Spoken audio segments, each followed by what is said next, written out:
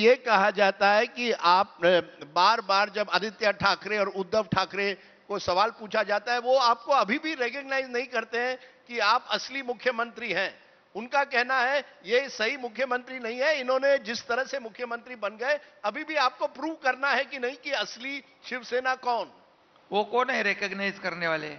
ये जनता रिकॉग्नाइज करने वाली है, ये महाराष्ट्र की जनता, और उन्होंने रिकॉग्नाइज कर दिया है और इसलिए हम काम कर रहे हैं। आज मैं एक बात बताऊंगा कि ये जनता ने मैंडेट दिया था महाराष्ट्र की शिवसेना और बीजेपी को, और सरकार बनने के लायक उतने मेजोरिटी भी दे दी।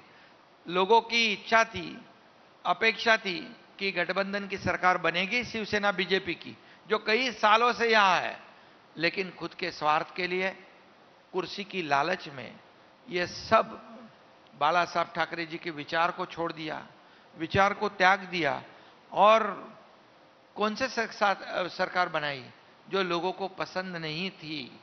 और जब हमारी सरकार, तो असली और नकली कौन है फिर?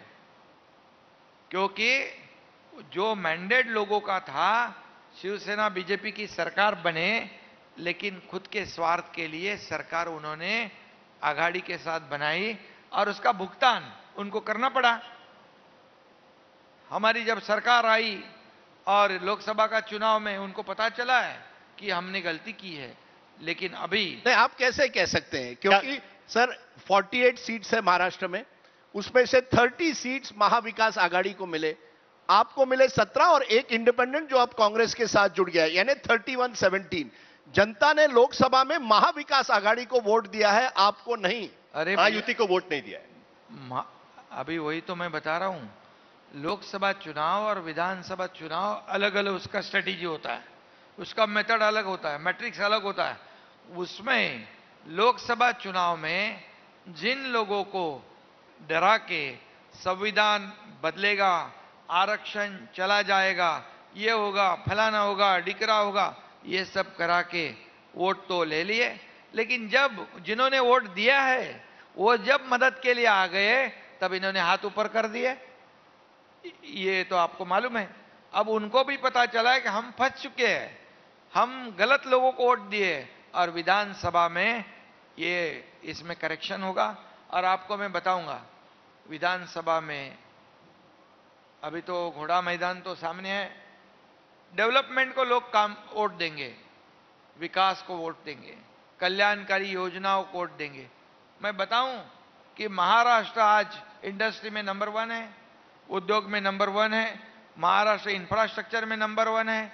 महाराष्ट्र में पूरे देश में जितनी फॉरेन डायरेक्ट इन्वेस्टमेंट होती है उसमें से सिर्फ 52% अकेले महाराष्ट्र में होती है, अकेले महाराष्ट्र में। लेकिन आपके विरोधी अभी आए थे, वो कहते हैं महाराष्ट्र नंबर 1 करप्शन में भी हो गया है। हर कॉन्ट्रैक्ट में करप्शन होता है, हर कॉन्ट्रैक्ट में किसी ना किसी को पैसे देने पड़ते हैं। एक मिनट मेरा बात सुन लो सर। अभी यहां पर इंडस्ट्री आ रही है, दावोस में हम गए तो 5 लाख करोड़ के एमओयू साइन हुए। आज हम सेमीकंडक्टर के एमओयू साइन किए, सेमीकंडक्टर की नवी मुंबई एक कंपनी शुरू हो गई। आज स्टील में आ रहे, सोलर में आ रहे, पावर में आ रहे, ग्रीन एनर्जी में आ रहे लोग, कई सेक्टर में लोग आ रहे हैं, डेटा सेंटर बन रहे, आईटी हब बन रहे। आज इंडस्ट्री फ्रेंडली स्टेट हुआ है हमारा महाराष्ट्र, और इसलिए एम्प्लॉयमेंट बड़े पैमाने पे जनरेट होगा। और इसी के वजह से एक तरफ डेवलपमेंट, इंफ्रास्ट्रक्चर नंबर 1 है, इंडस्ट्री में नंबर 1 है, कल्याणकारी योजना जो है उसमें मैं बाद में बताता हूं क्या क्या किया। वो तो हम पूछेंगे आपको, उन्होंने जो कहा है जवाब दीजिए कि वो कहते हैं महाराष्ट्र भ्रष्टाचार में भी नंबर 1 है। तो मैं, कौन बोल रहा है? कांग्रेस? ये अरे भैया, पृथ्वीराज चौहान आए और बोले कि ये खोखे की सरकार है। उन्होंने ये तो कांग्रेस के जमाने में बड़े बड़े सब पेपर में आते थे, कोयला घोटाला, चारा घोटाला, इरिगेशन घोटाला, वो और कौन सा है, क्या है, एरोप्लेन कौन सा सर? लेकिन इरिगेशन नहीं सुनो, ये घोटाले वो घोटाले 2014 में, तभी तो मोदी जी की सरकार आ गई। पूरे देश में घोटालेबाज की सरकार थी, करप्शन था, मोदी जी का नेशन फर्स्ट, कांग्रेस का करप्शन फर्स्ट। और इसलिए आपको मैं बताऊंगा कि उनकी सरकार में होम मिनिस्टर जेल में जा रहा था। उनकी सरकार में कोविड में, अरे बड़े भ्रष्टाचार करो, छोटे कोविड के अंदर 300 ग्राम की खिचड़ी जो गरीब निवाला उनके मुंह से छीन रहे थे, बॉडी बैग में भ्रष्टाचार, कोविड सेंटर में भ्रष्टाचार, ये कौन क्या है? नहीं बट सर, ये जो बताते हैं, बोलते हैं शिंदे जी, उनको 1 मिनट मैं यही कहूंगा, उनके जमाने में होम मिनिस्टर जेल में जा रहे थे, उनके जमाने में कोविड में भ्रष्टाचार हो रहा था, उनके जमाने में मुंबई कारपोरेशन 25 साल जिनके पास है, वो कभी गड्ढा मुक्त मुंबई, कभी उन्होंने पॉटहोल फ्री का कभी सोचा? ये एकनाथ शिंदे ने सोचा। पहला सरकार बन गया, मैंने कमिश्नर को बोला मुझे मुंबई खड्डा मुक्त चाहिए, सब रोड कंक्रीट के होने चाहिए, काम शुरू हो गया। अगले 2-2.5 साल में आप देखोगे Mumbai will be pothole free, आपको गारंटी देता हूं। गारंटी दे रहे हैं, ये शिंदे की गारंटी है, Mumbai will be pothole free in next 2 or 3 years, 2 years guarantee लिख लो। हम आपको फिर से बुलाएंगे या 2 साल बुलाओ बाद? ना। नहीं, इसका मतलब और सुनो, नहीं सर, 1 मिनट, नहीं 1 मिनट, इसका मतलब मेरा बात सुनो।